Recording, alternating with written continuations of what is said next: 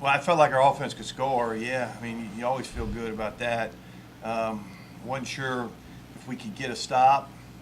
We got the stop. I guess Daniel Jones blocked that.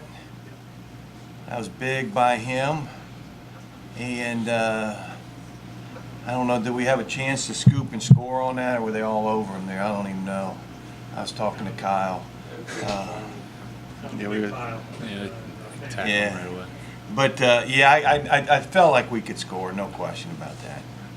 Could you say a word or two about Kyle's afternoon? It started kind of slow. The whole offense started kind of slow, but picked up a lot of momentum as you moved on. Well, I told Ruben that Kyle should have a name on this chair here because he's up here every week, which is good. That means he's playing good. So, but yeah, I mean, they took some things away. I heard Kyle on the radio talking about, we were throwing some gift routes on the outside, and they were sitting. We finally we hit a double move on them, didn't we? Finally got a double move on and a big play to Cortrell. Sometimes, I kept telling Coach Durden, I said, double move these guys, double move them. And, he said, well, we got to set it up. And, sometimes when you double move them, then they get off a little bit, but, they took some things away, and thank goodness, he didn't throw the ball sometimes when really a lot of inexperienced guys would just try to jam it in there. He may have got one, but, he may not have. And all of a sudden you get a pick there. I was pretty excited we didn't turn the ball over. It was, we needed every inch and every play out there today. Hey, Justin, with the offense, there's probably sort of an OT playbook. You go over things. Does defense have the same sort of thing when you go out in OT, and what's the approach? To be honest with you, I don't know. I just play what's called. But, we kind of saw what our offense did. They passed on the first down. We're kind of conservative on things. We like to run the ball in short distances because it's all about possession and overtime, But I'm not too sure if there's a strategic move down there from my point of view.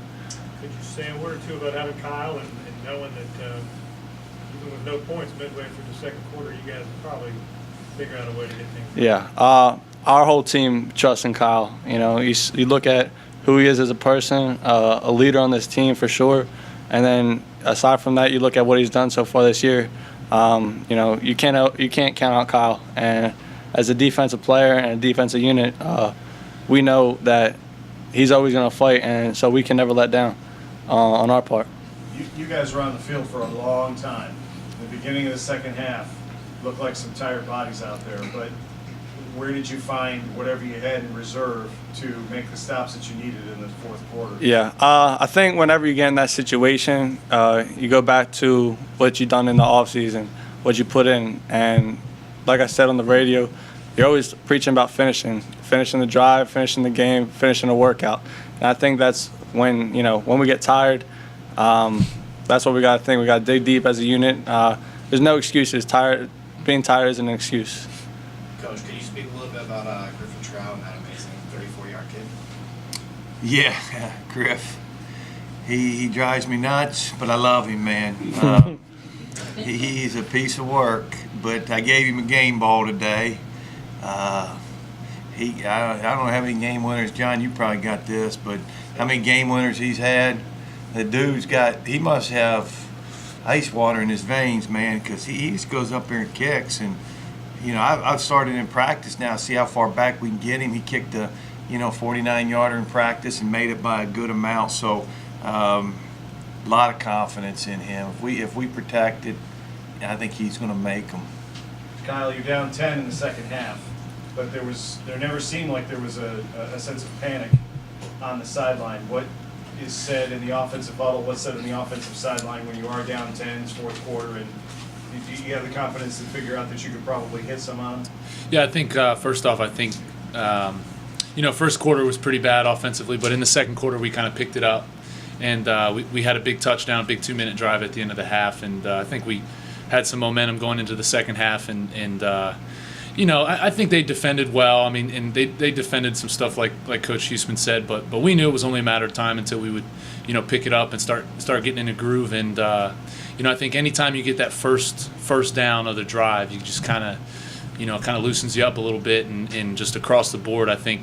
We had some 3 and outs, but once we get that first down and just keep moving the ball, marching, and we have enough explosive players across the ball, and it's only a matter of time until somebody makes a big play. So I think we had a couple big plays, and we just kept grinding away, and just we knew defense was going to get stops too down the stretch. They had been playing well, and they just gave up a couple third downs in the first half, but everybody on the offense took note that they were playing hard, and they were doing their job. So it was only a matter of time till we did our job.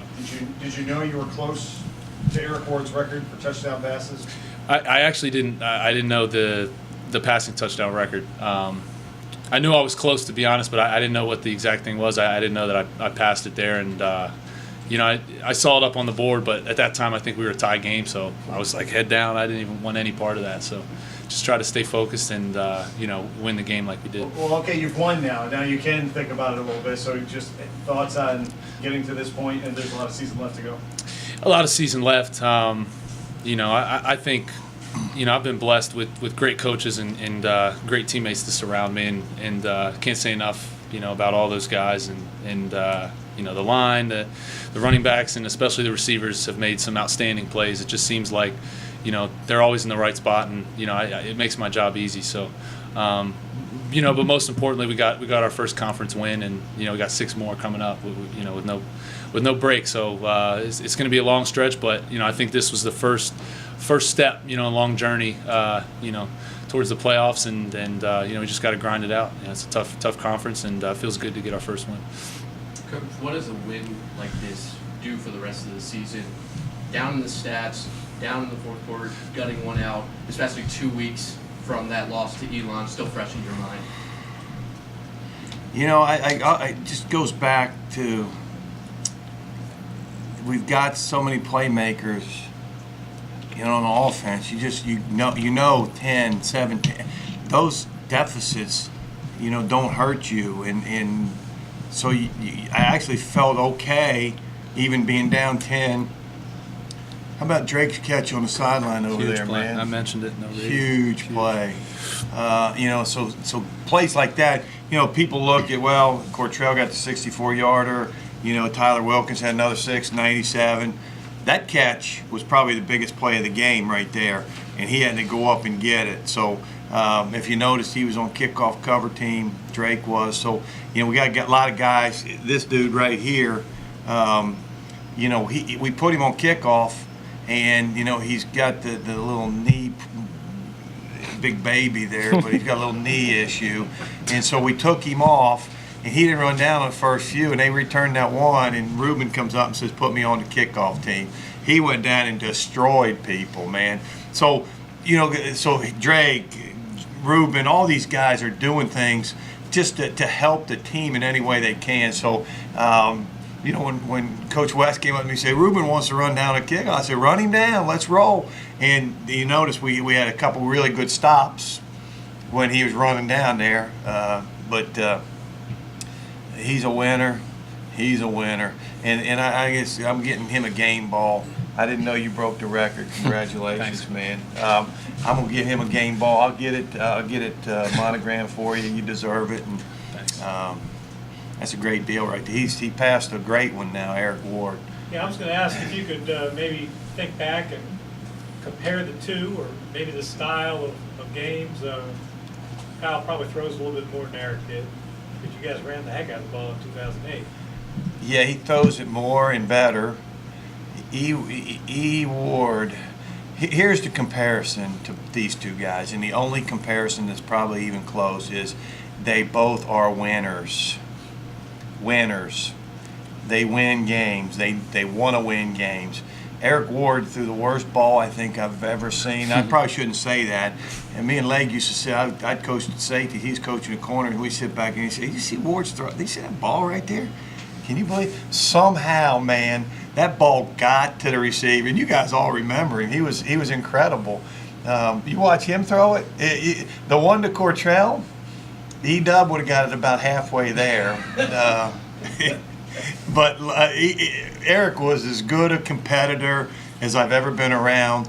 Any side of the ball, found a way to win, was an unbelievable leader. So winner, and that's probably the best comparison for these two guys.